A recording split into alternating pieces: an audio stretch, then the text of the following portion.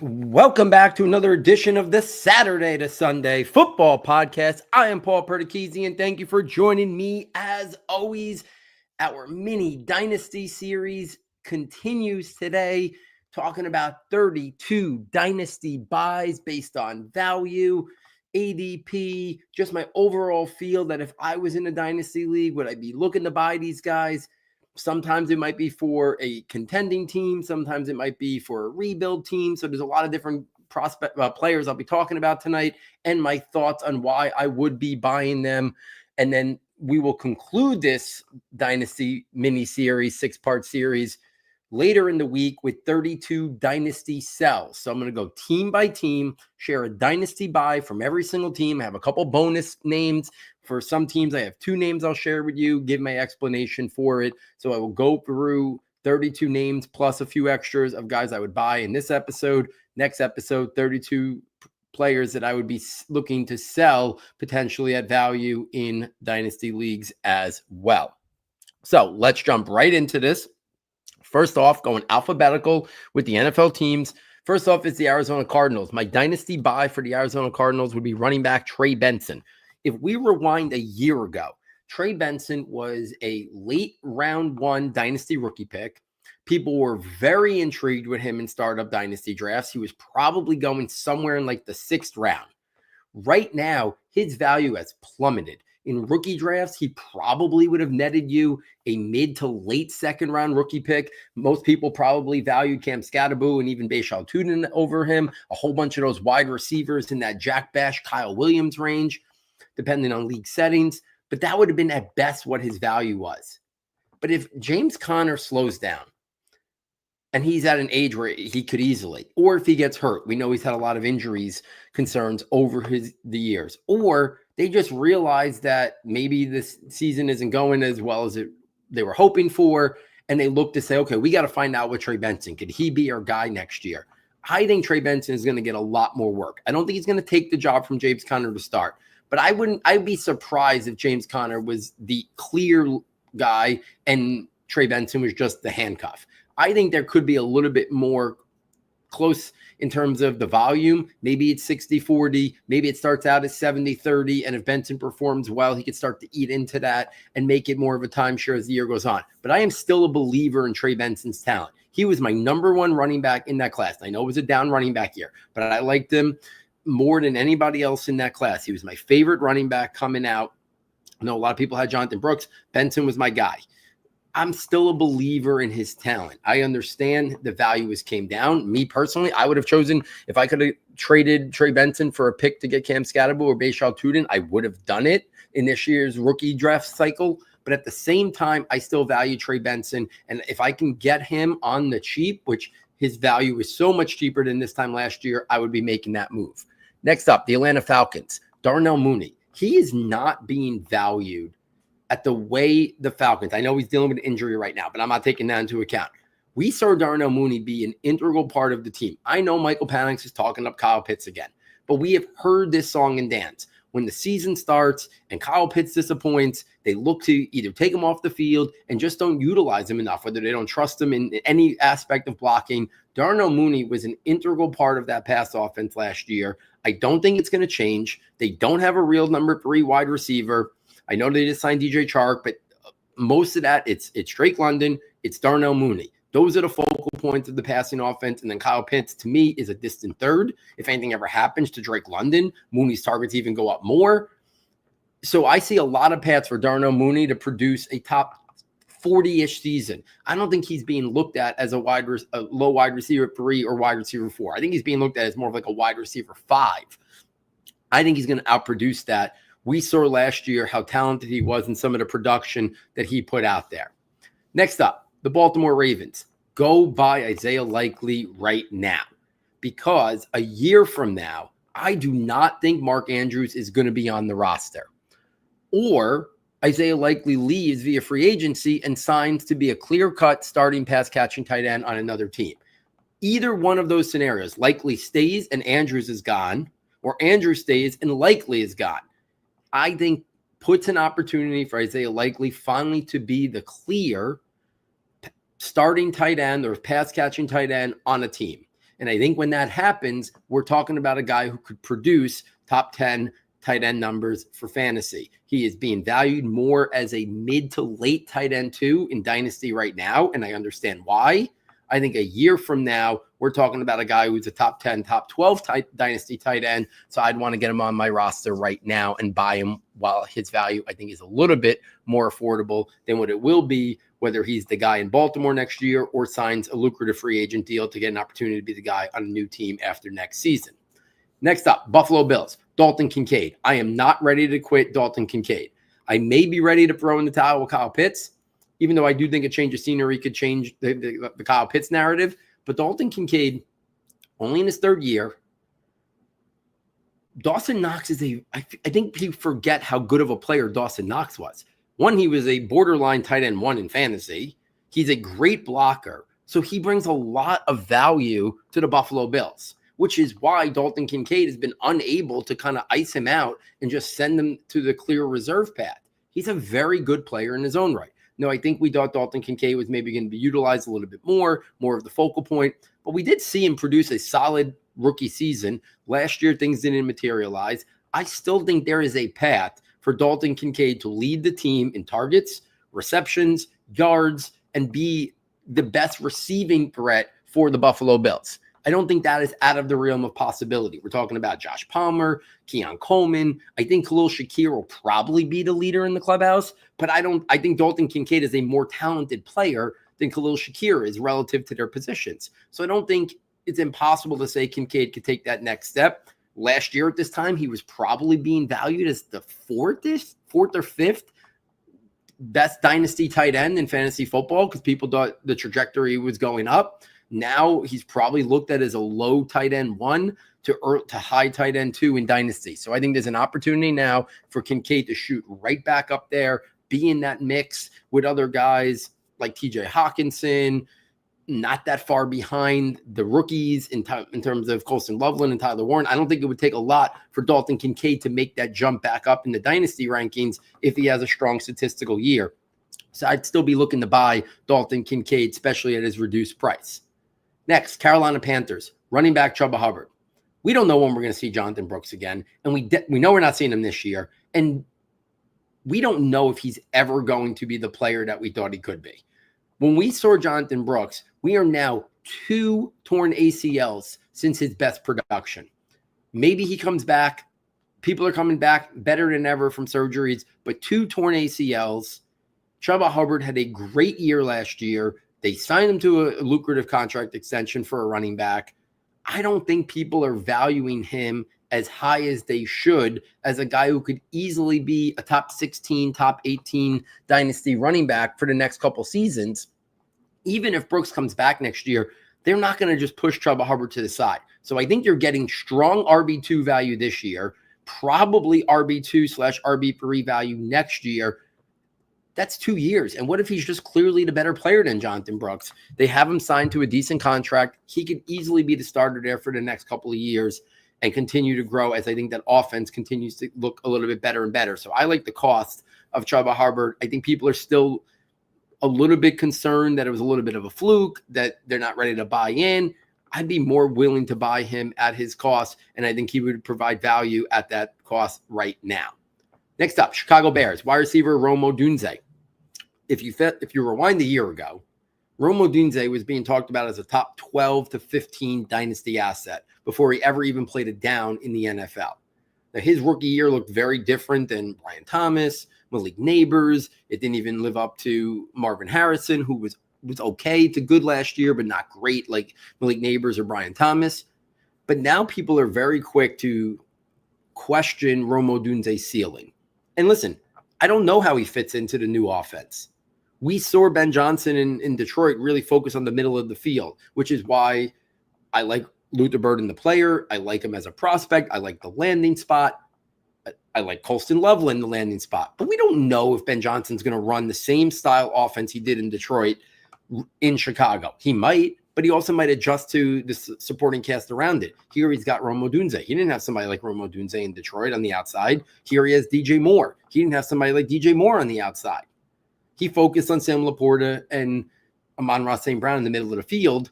But who's to say if he had guys like that on the outside, the way he ran his offense wouldn't have been different. I just think the dip in where Rome Odunze was last year to this year is so significant that even if I do have some concerns that maybe he won't live up to the hype of what we thought about him last year, I still think he's well worth the investment where he's ranked in Dynasty, where I think you could get him right now in a trade package. I would still be buying Rome Odunze because I do think he has the potential to be a T. Higgins-like player. He has the potential to be a Drake London-like player. And I just think people are so down on how little we saw last year that no one's even baking in the possibility that that could be his upside still. Next up, Cincinnati Bengals, running back Chase Brown. I do not think he is being valued as an elite running back asset in Dynasty, and I think he should be. I think this is his backfield. They did very little. 6th-round running back in Taj Brooks, brought back Samaje Perine.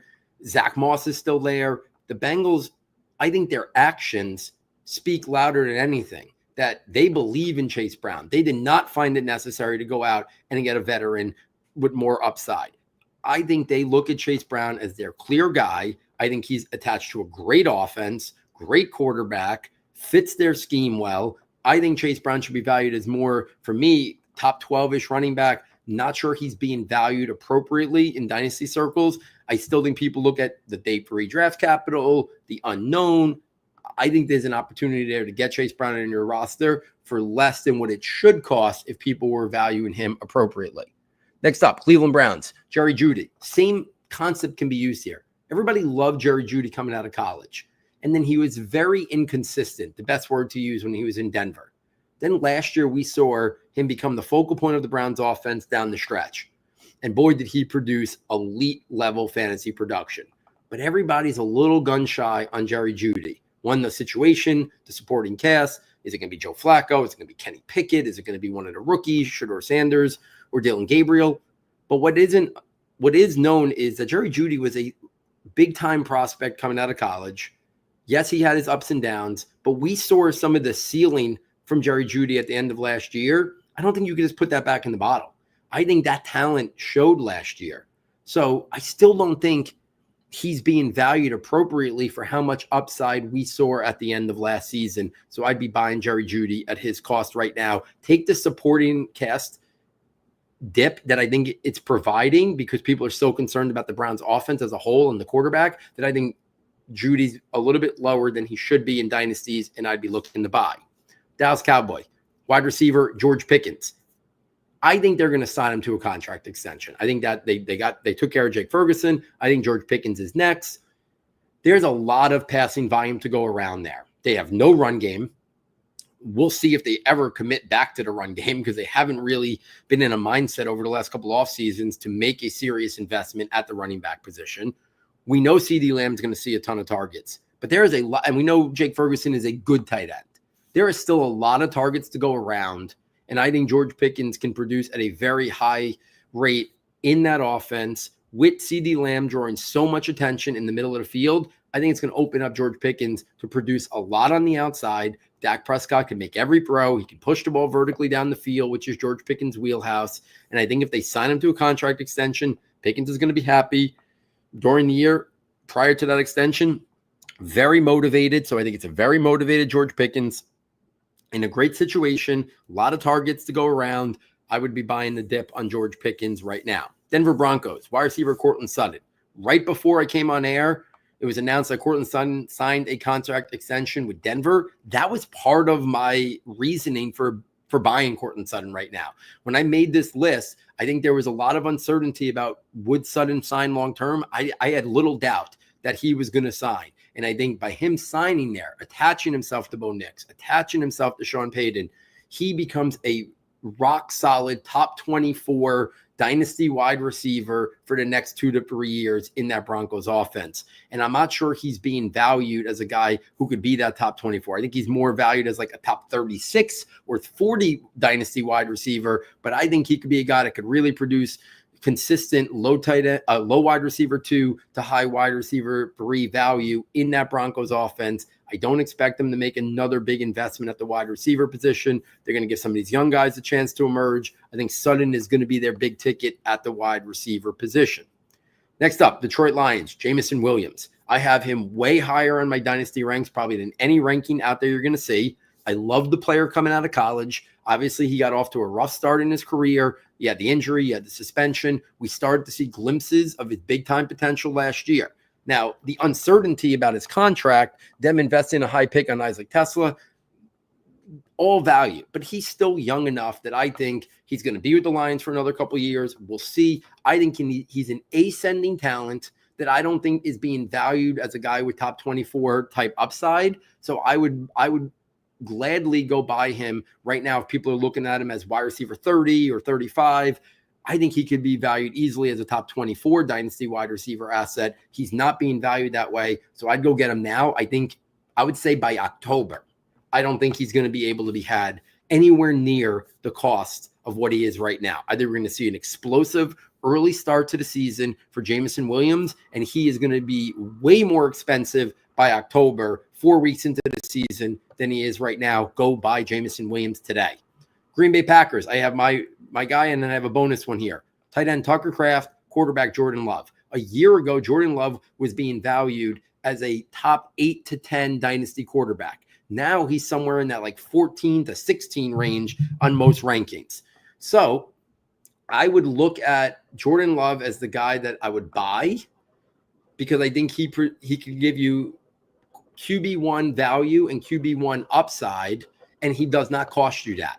Tucker Kraft had a great year last year, unlimited volume.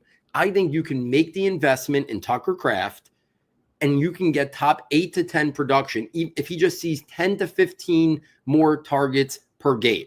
10 to 15 more targets per game, you could be seeing the guy who could produce at a top 8 value. So right now he's being valued probably in that tight end 11, 12 to tight end 14 range. So I think if you make the investment in him now, you might be an ascending player who could produce even higher this year, and next year you could be looked at as a top 8 to 10 dynasty asset. Next up, Houston Texans, quarterback CJ Stroud. Last year, CJ Stroud at this time was literally a top 5 dynasty quarterback. I did a startup draft last year, and literally he was the 3rd quarterback taken after Patrick Mahomes and Josh Allen. He was taken before Lamar Jackson. And maybe that was an extreme scenario. But if you looked at dynasty rankings a year ago, CJ Stroud was a top 5 dynasty asset at the quarterback position. Right now, he's somewhere between like 12 and 16.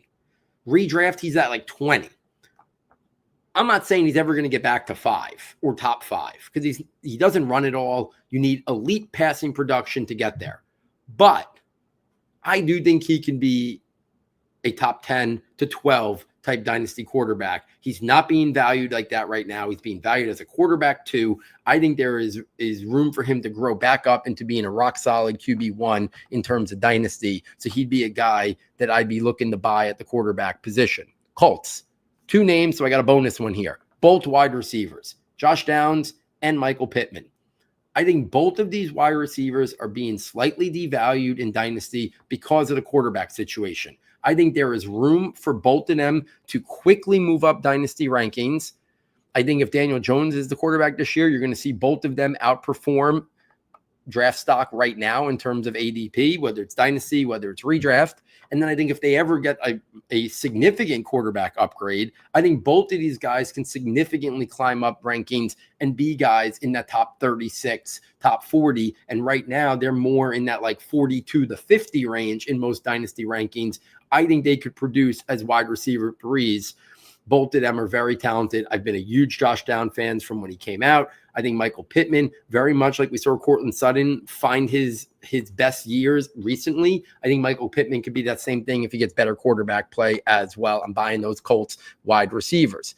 Next up, the Jacksonville Jaguars. I got 2 here, Brian Thomas and Bashal Tutin. And I don't like usually putting rookies on here, but I did want to talk about him. First off, Brian Thomas. If someone in your league is not valuing him as a top 6 or so dynasty wide receiver asset, I think you should be aggressive to go make an offer for him. I think he was just scratching the surface last year, and there is still room to him to become a dominant elite wide receiver. I think that's in the realm of possibility to make an aggressive offer. If someone is not valuing him as a top 5 to 6 overall dynasty wide receiver, be aggressive and make an offer. And then Bashal Tutin, especially over the last week, been a lot of buzz about Tank Bigsby. All I know is they aggressively wanted Bashal Tutin. The new GM talked about him extensively in the pre-draft process to ownership and before he was even hired as the GM. People like Lance Zierlein had him as a top 5 back in this class. I think there is a lot of big play upside. And right now, a little bit of a dip post rookie drafts that if it's clear he's 3rd on the depth chart right now to start the year, I would be aggressive, offer a 2nd-round rookie pick, offer a player, get Bashal Tutin on your roster. I think he's going to emerge as the clear best running back in Jacksonville by year 2 of his rookie contract, and I think you're going to start to see glimpses of it during this year. Next up, Kansas City Chiefs. My buy is Rashee Rice. Take any suspension dip that might come, use it to your advantage, and buy Rashee Rice now. I think he's got top 12 dynasty wide receiver upside. I don't think he's being valued that way. What we saw at the end of last year was a guy – what we saw at the beginning of last year was a guy that was ascending to be an elite dynasty wide receiver. And then obviously the injury happened. Now we got the suspension. I think you can use those to maybe buy him a little bit if he's not being valued as a clear top 15 dynasty wide receiver. I think you could use that to your advantage, try to get him on your roster, especially early in the year, especially in the summer right now with the suspension and stuff like that. I think you could try to use it as your advantage, try to get him on your roster right now. Raiders, a little bit of a unique one here because I couldn't find a great dynasty buy for the Raiders. But this is what I'm going to say. If you have a deep league, go get tight end Michael Mayer right now because I still believe he's a very good player. I just don't think we're going to see fantasy production in Las Vegas. But whether the time comes that they trade him for another asset or he eventually hits free agency, I still believe he could be that tight end that we see materialize on his 2nd contract to be a very good starting tight end. We have seen tight ends emerge at age 25 or 26 to be really good tight ends. I think Michael Mayer has that in his repertoire. He was a great college player. He's a complete tight end. He can block. He can pass. He can pass catch. He can put it all together and be a real weapon for a team. It's just not going to materialize in Vegas. You can get him very cheap. So if you have a deep league, if you have deep rosters and you're okay, probably not getting a playable player for 2 years, I would just take this ridiculously insane discount and get Michael Mayer, stash him on the bottom of my roster, and just hold him to the opportunity comes for maybe him to emerge. Next up, the Los Angeles Chargers. Go out and get Justin Herbert. Everyone's so worried about Jim Harbaugh, run-centric offense, but let's not lose sight of how talented of a player Justin Herbert is. They invested an early 2nd-round pick last year in Ladd McConkey. We saw what happened there.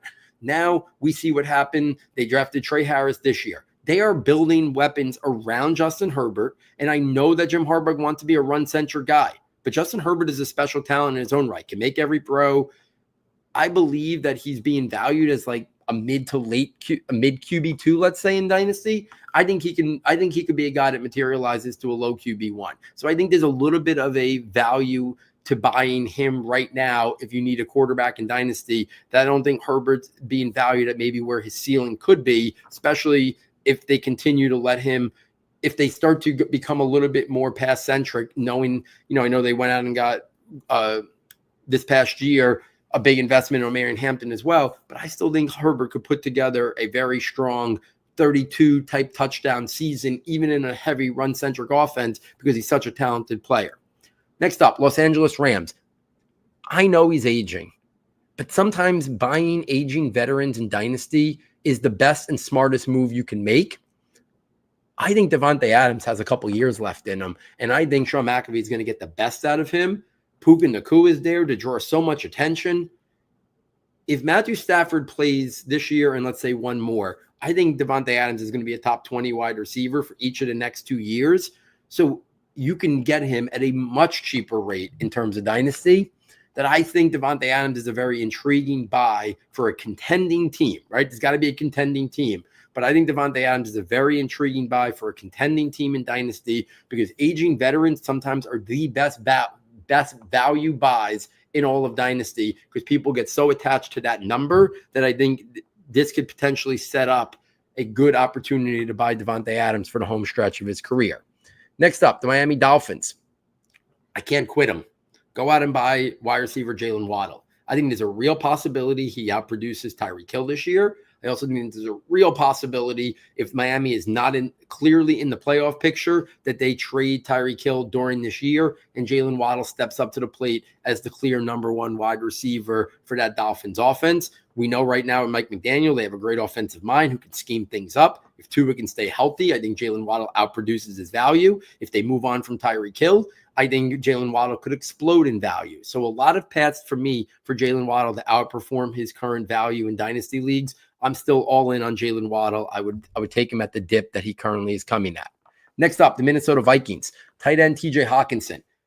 Talked about him in the Dynasty tight end ranking show.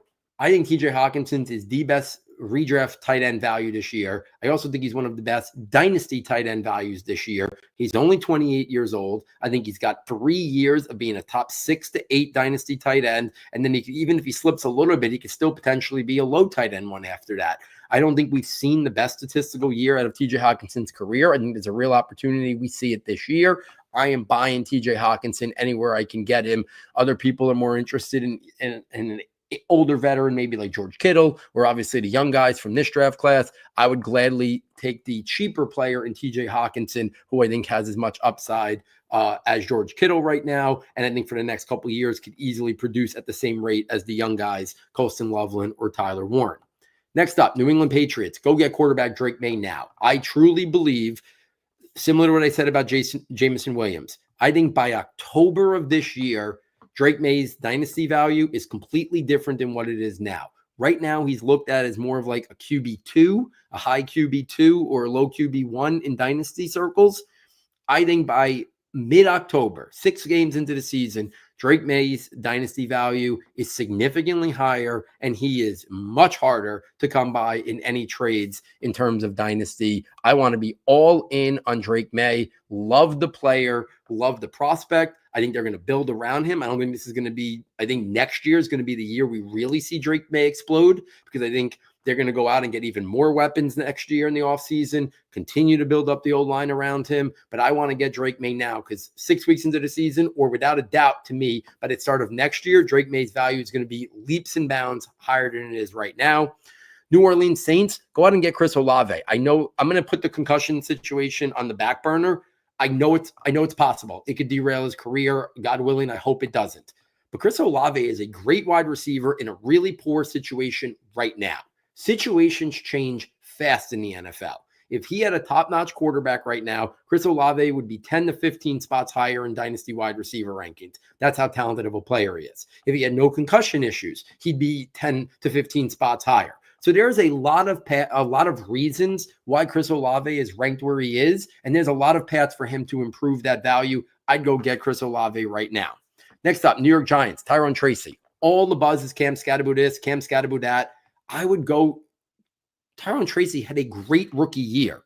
I would not be hesitant to and not go get Tyrone Tracy. I think it's going to be a dual backfield. We've already seen Tyrone Tracy produce in NFL. He's a former wide receiver. He can catch the football. I think they could possibly form a really nice tandem duo, but no one wants to buy Tyrone Tracy right now because of Cam Scatterbo, but people are losing sight of how good Tyrone Tracy was last year in his rookie year. I love them coming out as a prospect. Go buy Tyrone Tracy. Next up, New York Jets. Go get running back Breece Hall. I don't know if he's going to be with the Jets for the long term, but I do know he's an elite running back prospect, and he has dipped on most people's rankings. Not really my dynasty rankings, but most people's dynasty rankings. He has dipped from the last calendar year. I think he's so talented he can come back up. So Breece Hall, to me, is a guy I'd want to get on my roster right now. I think he could have a great year this year in the new Jets setup. So I want Breece Hall on my roster now before I think he takes his place back in that top 5 to 7 dynasty running back range where a lot of people do not currently have him. Philadelphia Eagles, Devonta Smith, wide receiver. There's always this, A.J. Brown's the guy. What can Devonta Smith do? But here's the thing. First off, A.J. Brown's 28 now. Does he start to slow down at all? He's a very physical player. There's a couple of paths for Devonta Smith to outperform his value. One, the Eagles throw more. 2, A.J. Brown gets hurt or he starts to slow down. I think either of those paths puts more. And even if it's not, Devonta Smith is still a rock solid, like low wide receiver 2 to high wide receiver 3, even if things stay status quo. But when the time comes, if he needs to step up to be more, I think he could be a top 15 dynasty wide receiver. So I would take the dip and buy now. Steelers, running back Jaylen Warren, whether it's with the Steelers or whether it's with a new team after the year, I think Jaylen Warren provides solid RB3, 4 value because he's a good receiver. He's a good runner. He could do a little bit of everything. Right now, no one's really into him because they invested a lot. They drafted Caleb Johnson. People are high on him. I get that. Jaylen Warren's still a good player. I'd be interested to get him on my team as a running back 3/4. 49ers, wide receiver Ricky Pearsall. Last year, first-round pick. We know about when he got shot last year. We saw glimpses of him last year. I think he's going to emerge this year to be a really good wide receiver 3/4.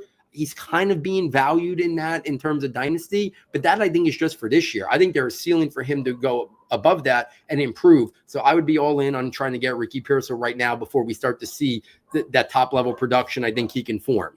Seattle Seahawks, I got a bonus one here. 1, Jackson Smith-Njigba. If he's not being valued as a top 12 dynasty wide receiver, make an aggressive offer. Just like I said about Brian Thomas before, focal point of the offense. We saw his greatness last year. I want Jackson Smith-Njigba on my teams. And then the bonus one, and it looks even better now since I made this list myself, is Elijah Arroyo. Noah Fant's gone. Elijah Arroyo is going to step into a significant role from year 1. I want him on my team now. I think by the middle of the year, Elijah Arroyo's value is going to be much higher in dynasty circles than it is right now. Tampa Bay Bucks, running back Bucky Irving. I know his value is high right now. I still think people are a little bit worried that he was a 4th-round pick. Maybe it was a little flukish last year. Rashad White's still there. Sean Tucker's looked good. I don't think that matters. I don't care about the draft stock. We saw how good Bucky Irving was last year. I didn't value him as high as I should have coming out last year. I didn't think he could morph into this complete player. I think there's more meat on the bone. I think he's a very good pass-catching running back. So if at some point Rashad White moves on, I think Bucky Irving can elevate into even a larger role for the Tampa Bay Bucks and be more involved in the passing game. Tennessee Titans, wide receiver Calvin Ridley. I don't know why people are down on him, but I think right now he's arguably the best wide receiver value in redraft and one of the best wide receiver values in Dynasty as well. I think he's going to be Cam Ward's guy. I think he could produce as a wide receiver 3, being valued much later than that in Dynasty circles. I want Calvin Ridley. Always been a big fan of Ridley. Came back off that year suspension and got right back in the swing of things. I'm in on Calvin Ridley. I think we're going to see him produce a lot of numbers this year with Cam Ward at the quarterback. And then the Washington Commanders, 2 names. Tight end Ben Sinnott. Nobody wants him anymore. A year ago, he was a day 2 tight end pick. Zach Ertz is aging. I'm not ready to give up on Ben Sinnott. I liked him as a player. You can get him real cheap. And then again, one more rookie on this list, wide receiver Jalen Lane. Get him now. I think we're going to see him make explosive plays in training camp, preseason, and then intermittently during the season. And I think this will be the cheapest you ever can get Jalen Lane. You could probably get him for a 4th-round rookie pick. And I think Jalen Lane, he was a 4th-round pick. The Commanders loved when they got him. I think he's a guy who's going to be a big play waiting to happen. And all of a sudden I'm going to be like, who's Jalen Lane? Who's this? Who's that guy? And people are going to want to get him on their dynasty team when you can get him right now for dirt cheap. He'd be my guy for the Commanders with Ben Sinnott as the extra guy. So there it is, guys. 32 names in terms of dynasty buys, a couple bonus guys there as well. Guys, I see the people in the chat. Thank you guys so much for watching. Greatly appreciate it. Any questions, do not hesitate to reach out to me on Twitter. Any questions about your league in particular, send me rosters, trade offers, any questions you might have. I'll gladly respond to any of them on Twitter as well. So if you're enjoying the content, get over to the website, S2S Football, fastest and easiest way to get there. Check out our premium content tab. You get all my rankings notebook, you get the scouting notebook, you get the draft projections notebook, all this stuff. New notebooks don't come out till Labor Day, so still a lot of value to be had in last year's notebooks as well before we kind of turn the page. And again, reach out to me on Twitter, questions, appreciate all that. So on behalf of my sound tech engineer, David Nakano, and myself, thank you for joining us, and we look forward next time taking you from Saturday to Sunday.